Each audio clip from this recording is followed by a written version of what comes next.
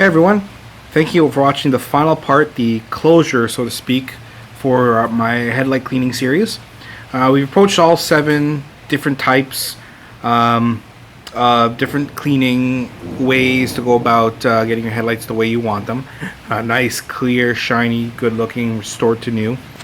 And we've had some very interesting results. I did want to address a few things though before we kind of go through a little bit more.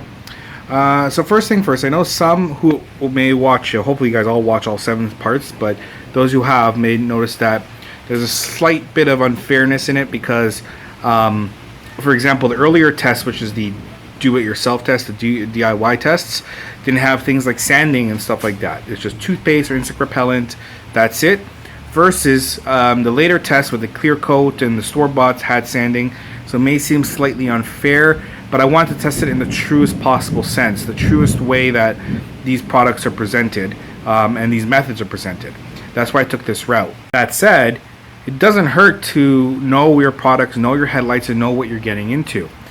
If you don't have any major issues like very rough stone chips, pitting, things like that, and it's just heavily stained and oxidized, things like some of the do-it-yourself methods may actually work for you, whether it be the wax or even the clear coat, the insect repellent, any of those may work. But once you have chipping and things like that, you need to sand. The problem with sanding, the things like the when it regards to the insect repellent, the toothpaste, things like that, is you're taking off a layer. You're basically trying to take off the clear coat and a little bit of the plastic. You're trying to wear that down. And these products are not really made for this sort of thing. So you can't. I didn't approach the sanding for those type of products, but if you do sand to try and get off any of that, I don't know what the results would be, and I don't think the results will be necessarily positive either. So know what you're getting into. If you have a lot of stone chips and you have a lot of breaks, clear coat's significantly removed, like you saw in the clear coat test I did, where the original clear coat has come off and it's really damaged, where there is no clear coat and things like that. Then you want to use some of the more advanced methods. If it's just staining, some of the more basic methods. Also, it doesn't hurt to combine different combinations depending on what your needs are. So if you're combining, for example, insect repellent and toothpaste with wax, you may get better results. You did see, for example, when I waxed using insect repellent, the first test I did, the wax was with the wax. It turned out to have the best results simply because it took away a lot of that sticky, tacky feel that you get with the insect repellent because it's melting the plastic. So keep that in mind. Wow, you hear that? That's lightning and thunder. We're in the middle of a storm right now. Well, storm coming in. So hey, anyways, I digress. Yeah. So combining products may work for you as well. Also, evaluate your costs. So buy a can of clear coat cost me about $15. That clear coat, the one specific that will work for that, with UV protection and everything in there, about $15 or so. And that one kit, that clear coat could work on any type of plastic materials or anything like that I'm using on. So that one can will last quite some time. However, if you're not going to be doing any type of clear coating, if you're not going to do body work or anything like that where you'll need that type of clear coat, then investing money into a can that'll sit there and essentially do nothing may not be the best bet. Sometimes maybe buying the headlight kit. So for example, the McGuire's one. That one kit will probably do, 10 or 12 headlights at least. So while you may not you spend a little bit more on that, let's say $30, you'll get a lot more headlights out of it. And you can, if you have multiple, especially if you have multiple cars, friends and family, anything like that, parents, children, may help for something like that. So evaluate your costs and your needs and know exactly what you're getting into. And I suppose the last thing to mention before I really kind of get into the finals of the tests is that the more work you put into it, the more you'll get out of it. If anything, like insect repellent, if you put some time, some effort, you clean it properly, wait the time out, you'll get better results than if you just put it on and take it off quickly. You don't mask your car. If you don't mask your car, you can damage it later on, things like that. Same with the clear coat test. You saw that one at the end where applying the clear coat worked okay, but I have a feeling that if I did a lot more sanding on there with a harder grit, wet sanding and stuff first, plus some additional waxing, buffing out, things like that, may have produced a better result. The results were still pretty good, but may have produced a better result. So with that said, let me get to some final verdicts for you. Okay, insect repellent, after a few days we observed it. Actually, you saw it actually on the headlight itself, which I use it again on the clear coat. That one actually produced a very good result. However, that does seem to be short term. You remember, you're melting the plastic, so you are damaging the plastic itself. Aside from that, you're also crazy, right? Damn. Anyways, hope you can hear me over that. You're damaging the plastic itself. At the same time, while you're also damaging the plastic, there's no type of UV protection, there's no anything else that goes on there, so it will work in the short term and get it nice, but if you don't do anything after to protect it, it's gonna get back to where it was before, no doubt. Also, if you sand and you damage the plastic, so let's say if you did decide to sand it down to take off some of the rough edges and so on like that, that may actually make it worse, because then you're sanding down. When you put the DEET on, or the insect repellent, it kind of melts it out, but it's only on the surface. But if you sand that down, you're taking off that surface and you're going a little deeper even, so you're melting even deeper into the plastic. So you know, you want to be cautious when you're using insect repellent. It may only work for some light stain removal, but it's not. I don't think it's a long-term result, not by any means. As far as toothpaste is concerned, I couldn't directly recommend it. Again, I think it would work very well for something that's just got a oxidation haze to it, but any type of damage or anything, not going to work. And again, it's the main thing you got to worry about is UV, right? Because whatever you do to the car, eventually the sun is going to beat down on it and it's going to discolor it again.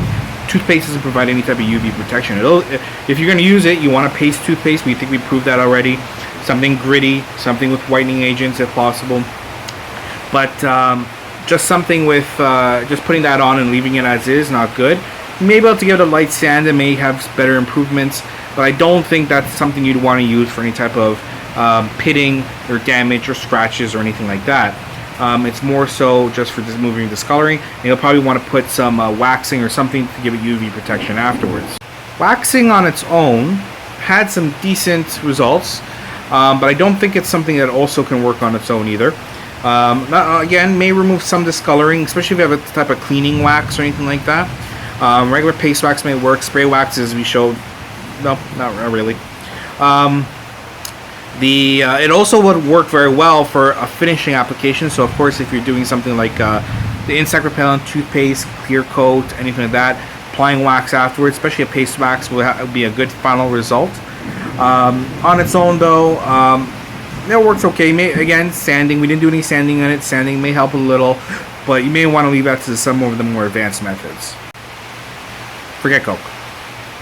No point. Honestly, no point. The toothpaste, the wax, and the insect repellent are much better methods.